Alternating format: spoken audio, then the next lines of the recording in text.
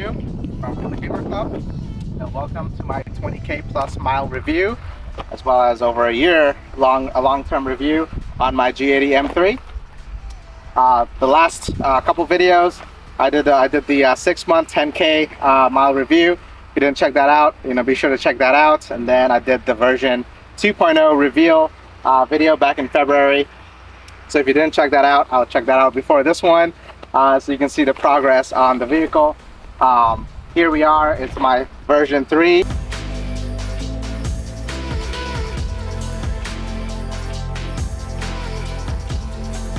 Of the car, and the premise of it was more carbon and more power.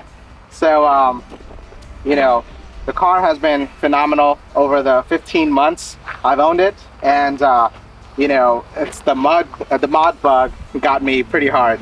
Like, as soon as I'm telling myself, hey, I'm done modding the car, and there's something new that comes out, and I'm like, I just gotta have it. So kudos to the manufacturers who've been doing some great work with the aftermarket parts on this car. And without further ado, I will go around the car real quick and just talk about the additions to the car. One of the first things you can notice, the front end is a lot different than it was over the past year.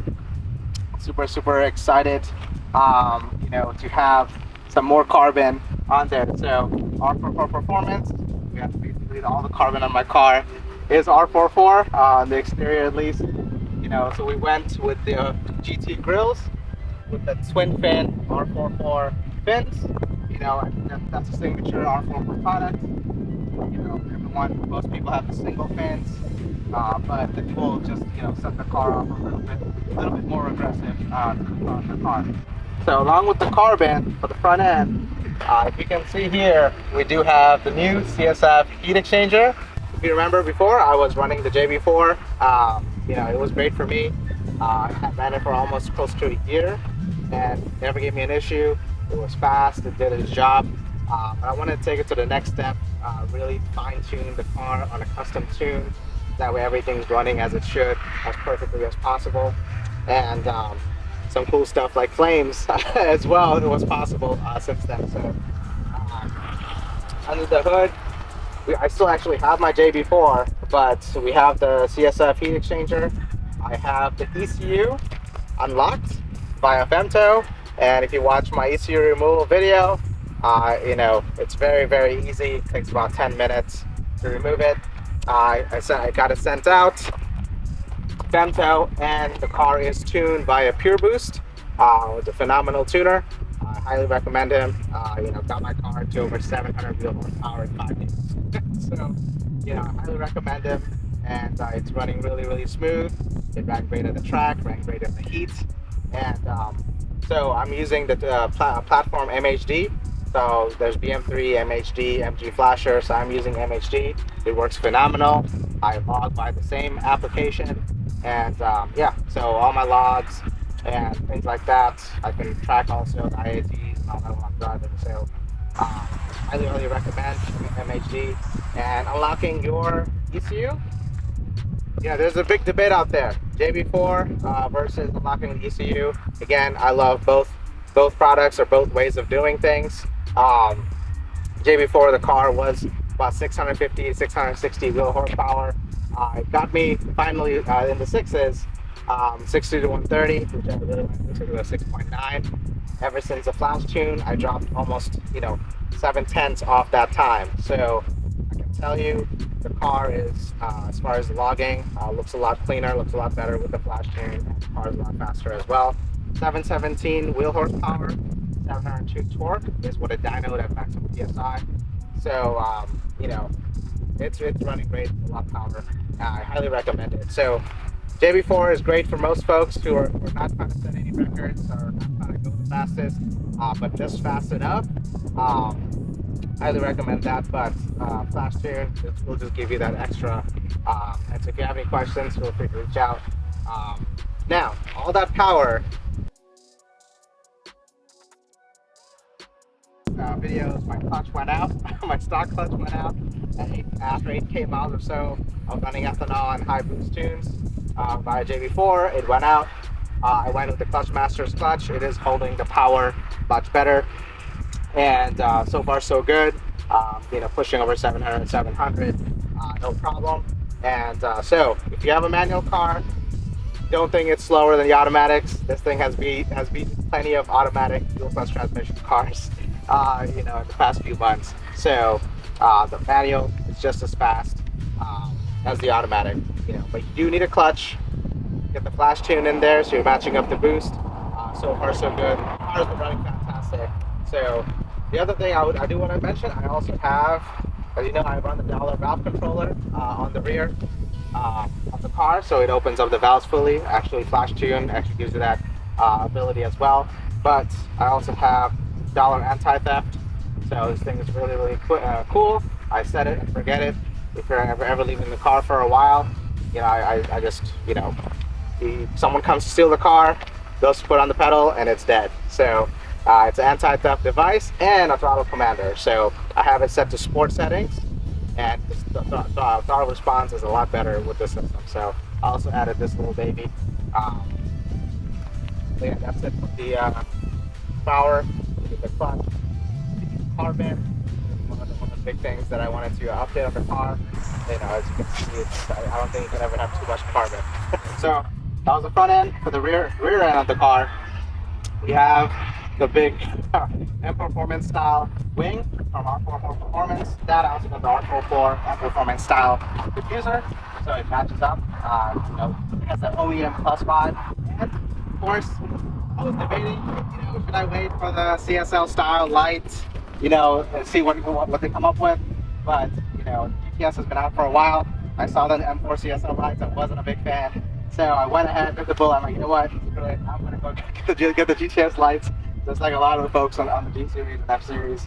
So we got the wing, the tail lights, the rear bumper diffuser, and this right here, provided by my friend. I am Vic hooked me up with this shop and the custom made side splitter for the rear. So I paint matched it. My friend over Sufi at Extreme Auto Body, you know, paint matched it with $1.3. I think it just that's not the rear of the car. The other thing is, well, I mentioned more power, more carbon. I also got more stickers, right? So what's a race car without a sticker? So in the previous videos, this car was still my daily, and you know, with the mods, one after another, after the clutch, I was like, this is no longer gonna be my daily. It is my race car, and you know, so the stickers all add 50 horsepower each. So you know, I have to put all those stickers on, and just kidding. But I do have a Mazda for a daily now. This is solely my race car.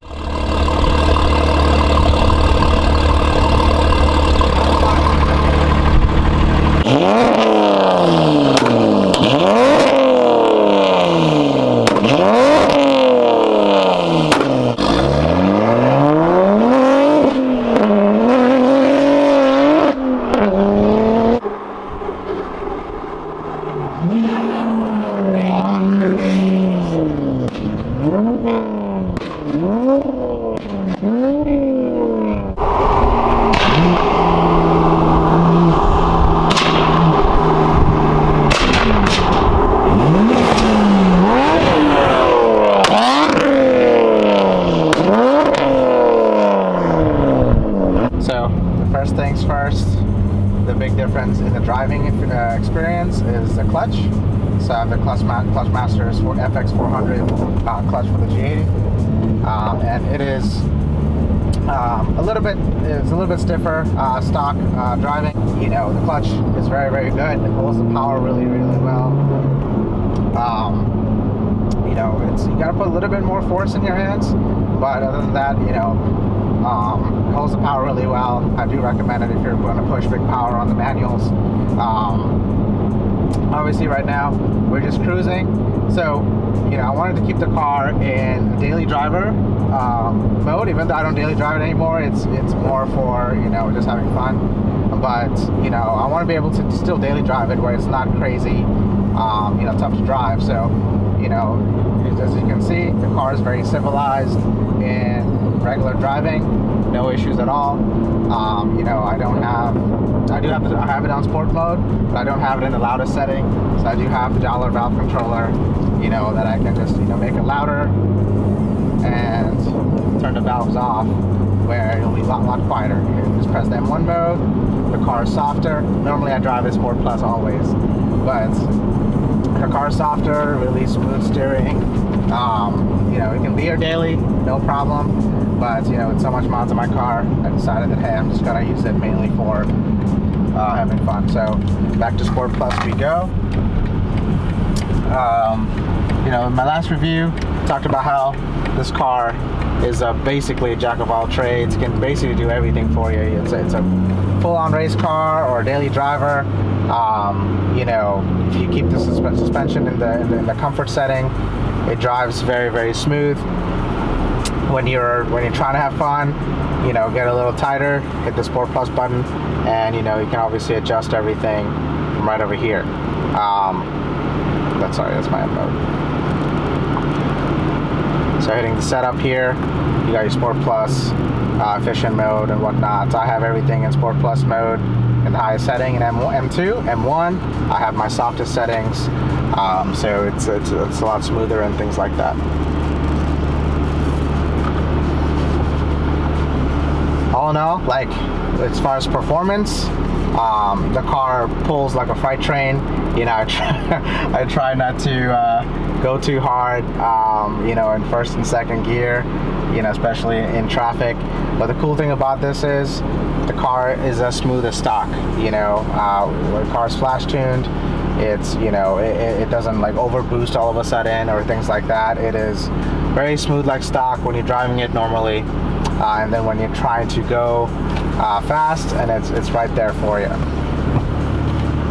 So you can see like the first gear is a little bit tighter engagement, you know, and second gear is a little bit tighter than stock, but it is still daily drivable, no problem at all. As you can see, you know, I'm just driving normal, Sport Plus mode. You know, little burbles are still there. You know, now if I want to be a little quiet, right, to the M1, now it's a smooth daily driver, a little bit more comfier, you know, settings when there are bumps and things like that. But the car is on 20s.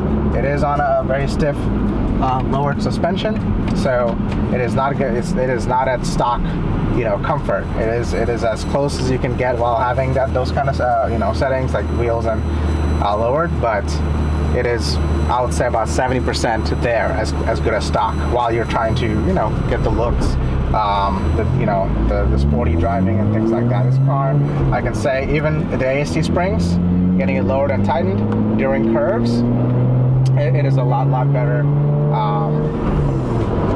when it's turning. So the handling has increased, and people think, oh, once you get aftermarket stuff, it's not the same. No, it is better. So the springs, after being lowered, I would say the handling has increased. The car, you know, as you can tell, is very responsive still, and you know, stays very stable when you're turning and going through curves and stuff, and things like that. So all in all, the biggest thing, you know, is the power difference from before. You know, the JB4 was fantastic, but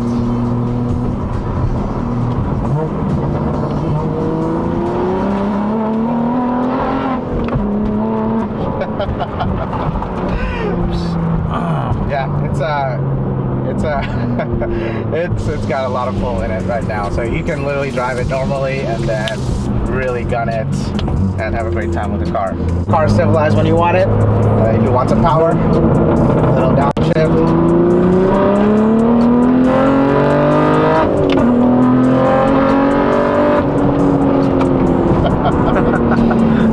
Just hope there are no Jersey cops around here, because that was a quick 40 to 100.